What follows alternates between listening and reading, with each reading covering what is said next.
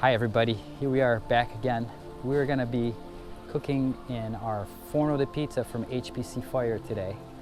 And we got a nice bed of coals in there.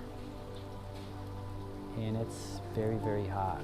So what we're gonna try to do, we're gonna cook this beautiful tri-tip steak.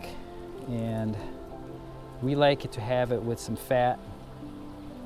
So once we put in our rotisserie, some of that fat's going to be dripping right onto the meat and keeping it moist and keeping all those juices in there. So that's what we're going to be doing with this, and we're going to be using the rotisserie, a battery operated rotisserie with that. And then in conjunction, we're also going to be doing these zucchinis right on the side of the oven while the meat's in there. And to finalize things, it's kind of the season. It's always the season in Hawaii, but it's the season today. We're going to be cutting these pineapples and we're going to be putting them in the rotisserie with the tri-tip. It's going to be delicious. We'll see you soon.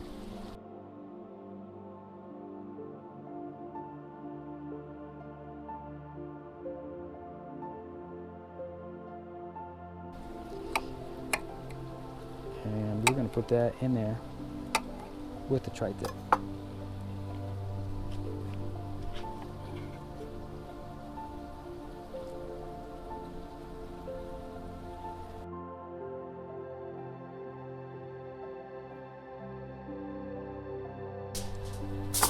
And then we're going to put in aluminum foil and cook it with the meat and the pineapple. So we're going to kind of cut this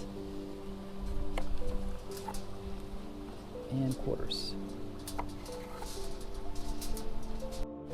All right, here we go. We're ready to put our picanha, which is also known as a tri-tip steak, with a little pineapple skewer right in the oven. So things are looking good, and we got that nice smoky wood burning. And this is what we're going to do here. We're going to put this on and we're going to turn our skewers on, and we're going to set it and we're going to forget it because it's going to be done here shortly. All right, everybody, welcome back. Let's take a look over here. Here we have our tri-tip picanha with our pineapple, and I think it's ready. We're going to take this out.